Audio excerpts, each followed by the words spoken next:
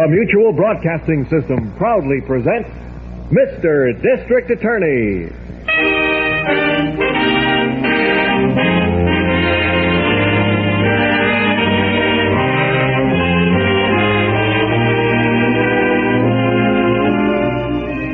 Mr. District Attorney, champion of the people, defender of truth, guardian of our fundamental rights to life, liberty, and the pursuit of happiness. Mr. District Attorney, transcribed, starring Jay Johnston in the title role, Glenn Doyle as Harrington, and Vicky Vola as Miss Miller. And it shall be my duty as District Attorney not only to prosecute to the limit of the law all persons accused of crimes perpetrated within this county, but to defend with equal vigor the rights and privileges of all its citizens.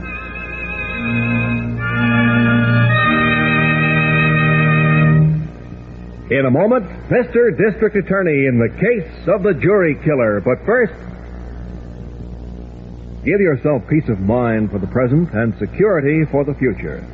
Start today to invest in savings bonds. If you're on a payroll, join the payroll savings plan. With this easy automatic plan, you authorize your employer to set aside whatever sum you designate from each paycheck to invest in savings bonds for you. Now, if you're not on a payroll, look into the bond-a-month plan. This method has been set up for professional people, for operators of businesses, and self-employed men and women. Through this plan, you ask your bank to issue bonds to you each month, charging the purchase price to your checking account. Now, either of the above ways makes your bond investing easy and automatic. If, however, neither of them is possible for you, practice extra bond buying on your own.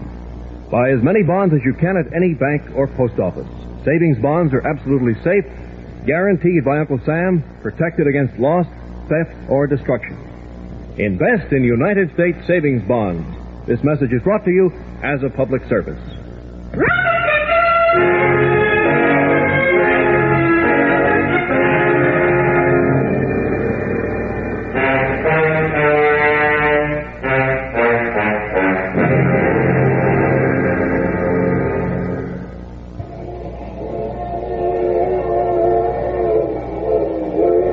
Straight, Nick.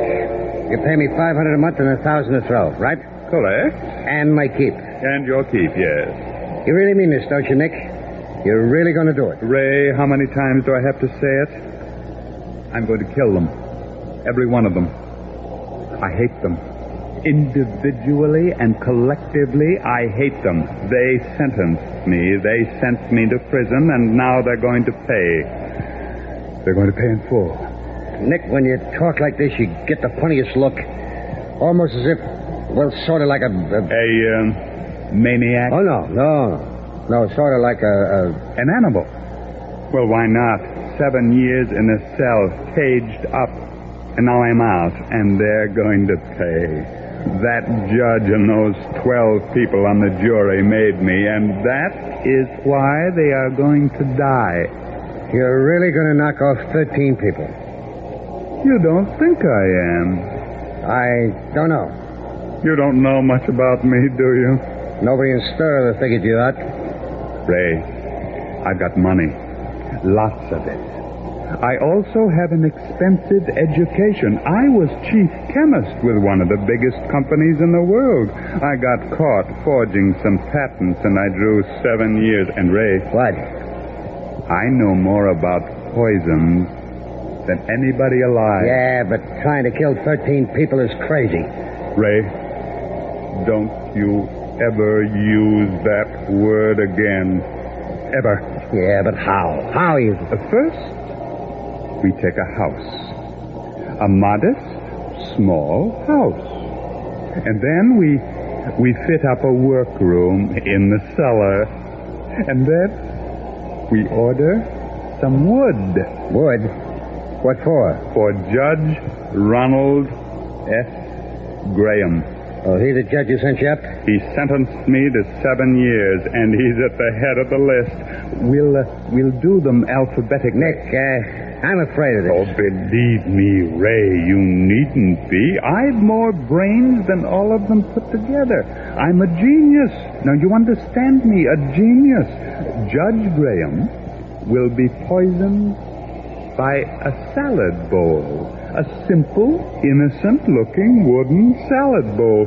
Just as sure as we are sitting in this train, Judge Graham will die.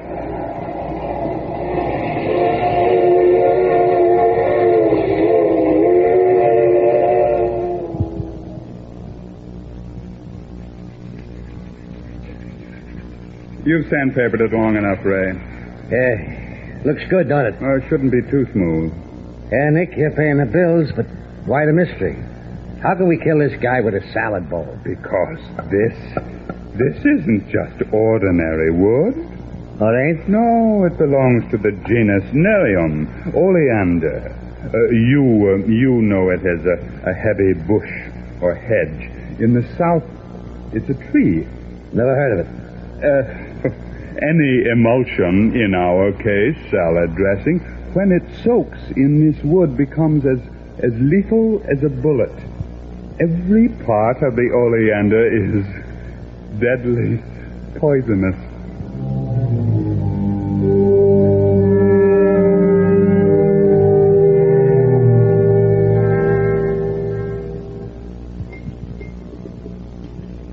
Well, Judge Graham, this is a delicious dinner. Well, my cook was nervous. Yeah. It isn't every night I entertain the district attorney. Won't you change your mind about the salad? No, thanks. Well, then I'll have a second helping. Go right ahead. You're missing something. It's delicious. So that's a very handsome salad bowl. Yes, isn't it? And you know a funny thing? What? The bowl was a present, and I've no idea who from. Whoever sent it forgot to put in the card. Notice the handles. They're little figures of justice. Made out of silver. Do you notice that the scales are out of balance? Yes, so they are. A not too subtle way of saying something. However, it's an exquisite little piece. This is the first time I've used it. Oh, by the way, I am sorry. Gregory Hall couldn't make it tonight. Yes, I am too. But perhaps you and I can map out the preliminary steps and call a full meeting of the Crime Commission next week. Judge Graham, what's the matter? I don't know. Are you ill? Help me up. Help me up. Yes, of course. Take it easy, Judge. Take it easy. I can't breathe. Get me a doctor. Quick.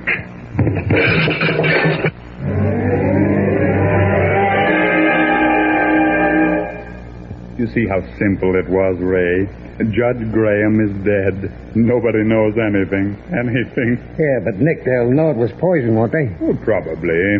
Oleander wood is unusual, but not unknown. But the question nobody will be able to answer is, who did it? And the answer is, who knows? You see, Ray, there is no apparent motive. No thin strand tying the murder to the murdered.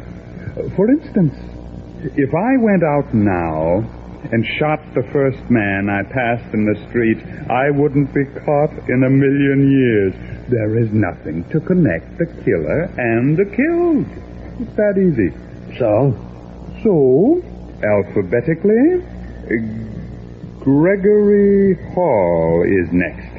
And since there is absolutely no connection between his being on that jury 7 years ago and my being in his garage tomorrow night, I shall take an ordinary, common 32 caliber revolver, of which there are thousands, and shoot him.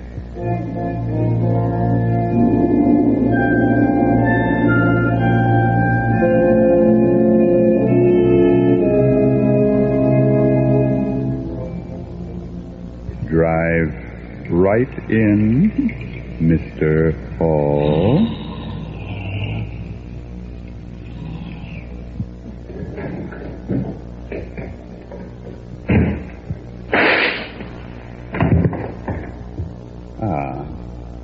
That makes number 2. And they couldn't trace it in a million years. you're enjoying this, ain't you? Why not? I've waited 7 years. And now we come to number 3. Ray, I want you to go out tomorrow and find a bakery. Bakery? You will buy 3 dozen small, round cookies. And, Ray, Yeah? be sure they're sugared. They've got to be sugared. Why? Because unless a woman was a chemist, she would be quite unable to distinguish between sugar, which is harmless, and atropine crystals, which are almost instantly fatal. That third one a woman? Yes.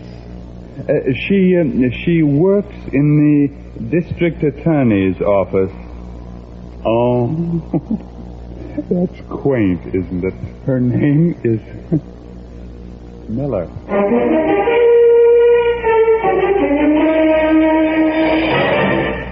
Chief, is Harrington trying to trace the gun used in Hall's killing? Harrington's still on vacation, Miss Miller. I've asked Lieutenant Northwood to follow it up. Oh. But there's not much hope. There are thousands of .32 calibers. The real trouble is that we don't know where to start. These two men had no connection with an unknown killer. There's just no motive. Well, Chief, do you think the same person killed both of them? I don't know. Well, I haven't seen Greg Hall for years.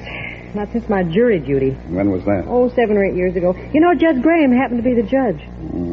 Oh, Miss Miller. Yeah? This parcel was left for you at the downstairs desk. For me, Robbie? Yeah. Who left it? I don't know. He just said to be sure you received it personally. Oh, thanks, Robbie. Okay. Looks like a box of candy. Yeah.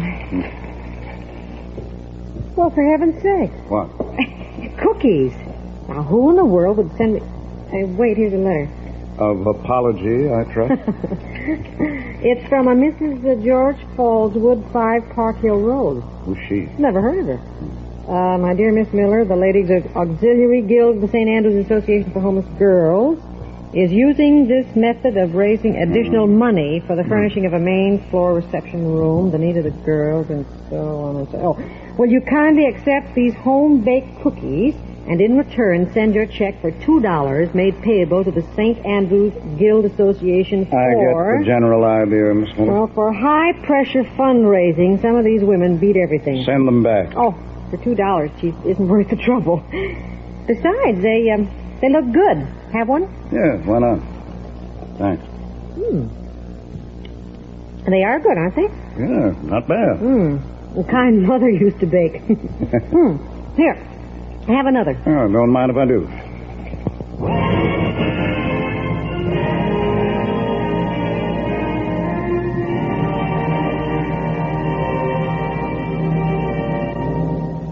Mr. District Attorney continues in a moment.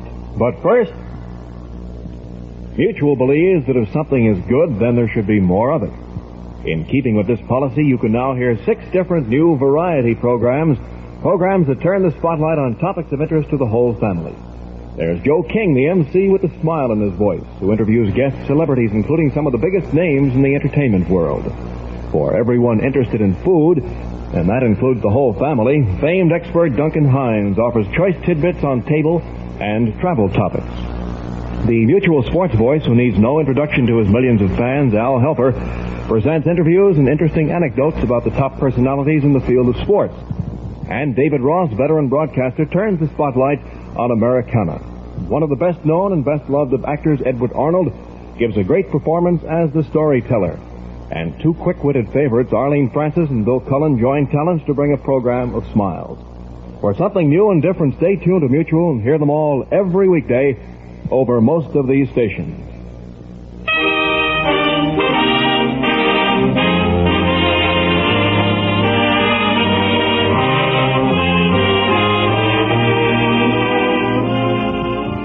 Now, back to Mr. District Attorney and the case of the jury killer. What on earth is Robbie doing with that elevator? No, he's coming now. Oh. And what am I supposed to do with these cookies? Lug them around all evening? You know, high-pressure fundraising makes me mad. You've been blackmailed into sending Mrs. What's-Her-Name $2. Fallswood. Well, there ought to be a law. Oh, thanks, Robbie. Quitting for the day, folks? Then what a day. Hey, Robbie, do you like cookies? Do I what? Like cookies. Well, I never give it much thought. Sure, I like cookies. Why? Well, then take these. I got them foisted on me in the charity drive. Here. Well, thanks, Miss Miller. Thanks very much. Take them home and give them to the kids. Take them home, nothing. I'll eat them tonight. I'm on duty till midnight. Thanks, Robbie. Good night. Take it easy, Robbie. Okay, folks. Good night. See you tomorrow.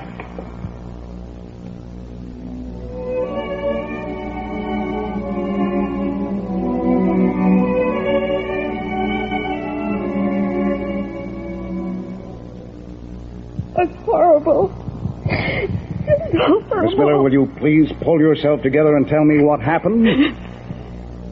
It's Robbie. Robbie, what about him? Oh, Gee, he's dead. What? Two of the cleaning women found him last night. About 2 hours after we left the Found building. him? Found him where? What are you trying to tell me? They found him in the hallway on the 5th floor, near a drinking fountain. Near a drinking fountain. He'd evidently been trying to get a drink. He was slumped over the fountain. Oh, Chief, I just can't believe it. Robbie worked here all these years, and now he's dead.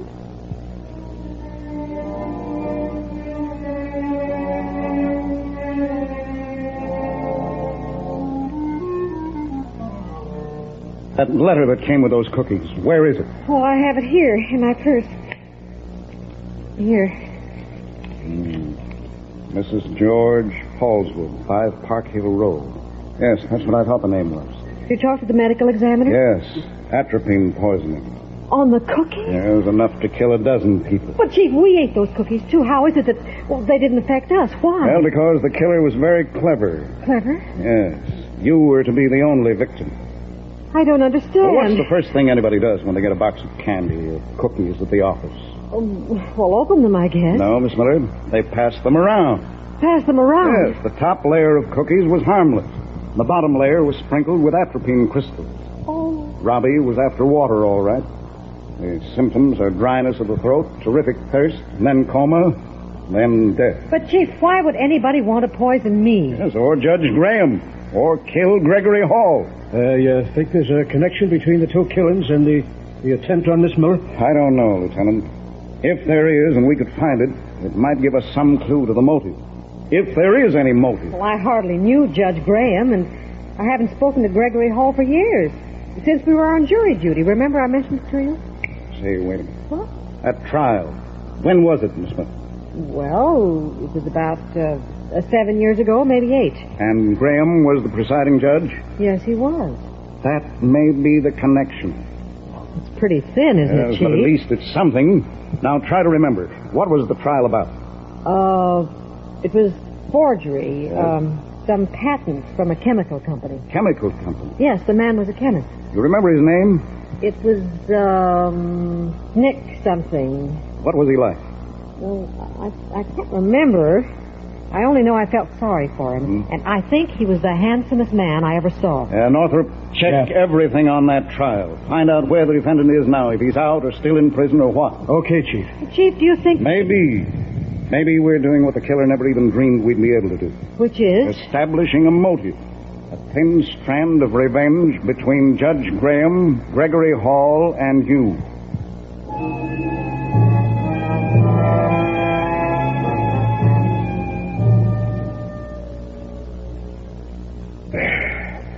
There's all the information, Chief. His name is Nicholas Licari. Licari. Yeah. He was released from prison 5 weeks ago. Well, Northrop, I wonder if it's possible. Could a man's mind be that warped that he's revenging himself on the judge and jury that sent him up? You mean, Chief, that he plans to kill the entire jury? Miller, it's the only thing you and Judge Graham and Gregory Hall had in common. Miss Miller. What? I've been blind not to see it before. See what, Chief? Why, it's alphabetical. G for Graham, H for Hall, M for Miller. Why, of course, G-H, and then nothing for I-J-K or L, and then me. Miller, was there anybody on that jury whose name started with an N? N-I-L. Yes, there was. Jean Nanton. She was the only person on the jury I knew. Jean Nanton, you know her husband, Paul Nanton, the broker? Yeah, sure. Get her on the telephone right away. Well, I can't, Chief. Why not? I saw it on the society page yesterday. The Nantons are in Bermuda. Well, maybe that's all to the good. She'll be safe there. I'll telephone Paul Nanton in Bermuda myself and explain the situation. Miss Miller, you and I are going to do a switch. A what? We're going to pose as Paul Nanton and his wife. We'll get into that house and wait, because as sure as anything, the killer will be ringing the Nantons' doorbell within 24 hours.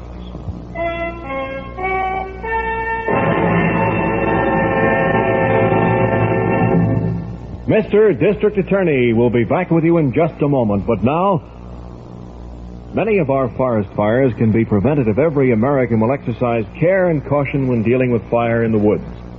When our forests are dry, as they are at this time of year, all it takes to start a blaze is a spark. That spark can be supplied by a carelessly dropped lighted cigarette or match, an untended campfire, or hot ashes dropped near the woods. Last year, forest fires swept across thousands of acres of forest and woodlands. They ruined watersheds, destroyed millions of board feet of lumber and other wood products, killed game and fish, and leveled picnic and camping areas. Now, here are some simple rules to follow. Be sure you crush out cigarette, cigar, and pipe ashes. Always break your matches in two after using, and when you put out your campfire, drown it, then stir it up and drown it again. And last, find out the law before using fire. Remember, only you can prevent forest fires. This message is brought to you as a public service.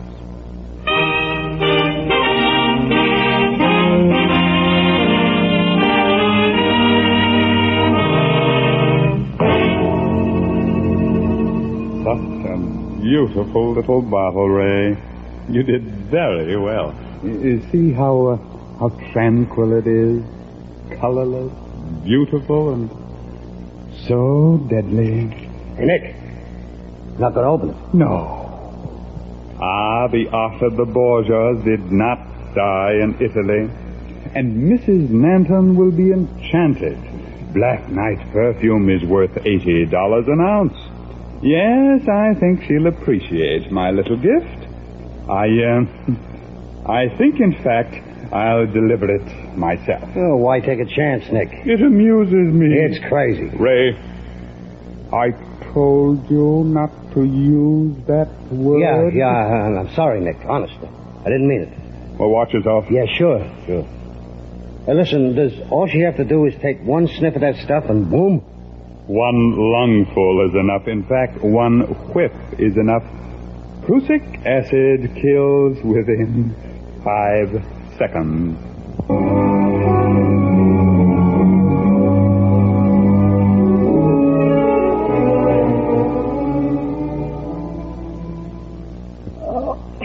Chief, it's after 11 o'clock. We might as well go home. Let's wait until midnight. Well, this is 3 nights now.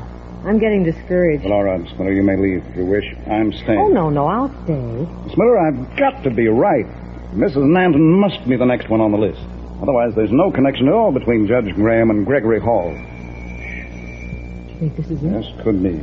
All right, let's go into the act. Oh, I'll answer the door, Jean. All right, dear. Yes? A parcel for Mrs. Nanton. Oh, just a moment. Jean, a parcel for you. A parcel for me? Mhm. At this hour? Well, what on earth could it be? That in? Yes. You sure? Positive. If you'll just take the parcel, sir, I'm in a hurry. Come in, Licari. Huh? I said come in. I'm used to being obeyed. Who are you? I said come in. All right. If you want it that way. That's better. Well, what's in the parcel? A salad bowl? Oh, it's too small, isn't it? Too small for cookies, too. I'll be glad to show you. What's it, Chief? Oh, I am. I remember you. Aren't you the district attorney? That's right. And have you figured this out? Almost. That's too bad. I don't think so. I do. Oh, Chief. So, Mrs. Nanton, the district attorney felt you needed protection, did he? I'm not Mrs. Nanton. My name is Miller, and Miller. Why, of course. I read about the elevator operator in the paper. So the cookies went astray. Well. But now that we've met again, Miss Miller, perhaps you should have the perfume? Don't touch me! Oh, but it's only Black Knight perfume, Miss Miller. Chief! No, he can't hear you. Are you afraid, Miss Miller? Afraid of a little prussic acid?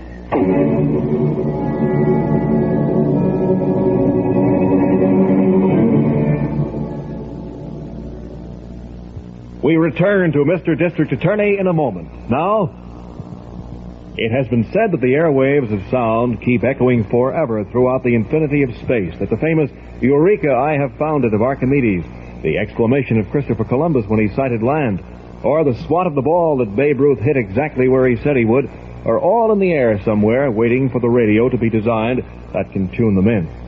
Well, you can't receive news out of the past on your radio, but you can hear the news of the day almost as fast as it happens anywhere in the world, through the up-to-the-minute reporting of Mutual's core of ace correspondents.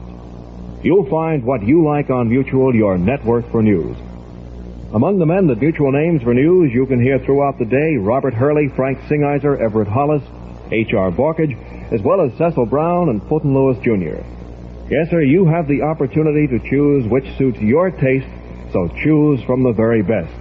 They're all heard on Mutual all throughout the week, and every one of them over most of these stations.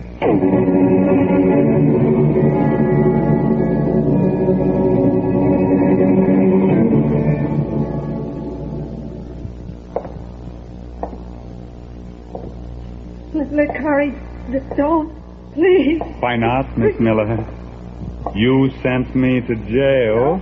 You and 11 others. All right, Mr. District Attorney. Get up. What's the matter? Can't you take it? Chief, he's insane. He's crazy. 7 years, Miss Miller. 7 years in prison. Please, in God's name, don't open that bottle. Oh, what is a little prussic acid? You open that, Licari, and we'll all die. You too. So the district attorney is afraid. Why? I'm not afraid of death. It's better that we all die. No, I can't let you get away, can I? Then you'll come and get me again. He's a maniac. He means it. Take a good look at this bottle, Mr. District Attorney. Prussic acid is my brand of justice. Do you see it? All ready for dispensing as soon as I take out the stopper. Miss Miller, hold your breath. You're only delaying the inevitable, you know. An open bottle of Prussic acid. Do you like to play catch, Mr. District Attorney? Why not? Wait till I get up. All right. Are you ready? Sure. Here, catch this book. Hold your breath, Miss Miller. Don't step across him. Run around him. Quick.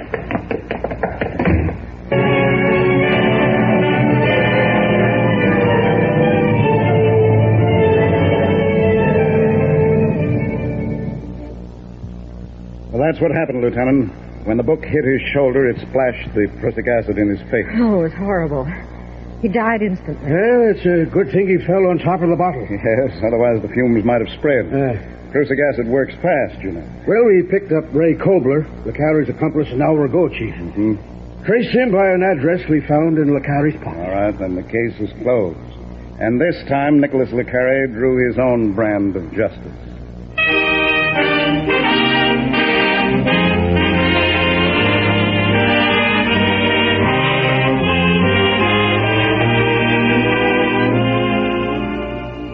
Listen again next week for another exciting case taken from the case files of Mr. District Attorney. Our stars are Jay Johnston in the title role, Len Doyle as Harrington, and Vicky Vola as Miss Miller. Mr. District Attorney was created by Phillips H. Lord and produced by Bernard L. Schubert. Written by Harry Junkin and directed by Leslie Harris. The names of all characters in this week's transcribed dramatization are fictitious, and any resemblance to names of living persons or places is purely coincidental.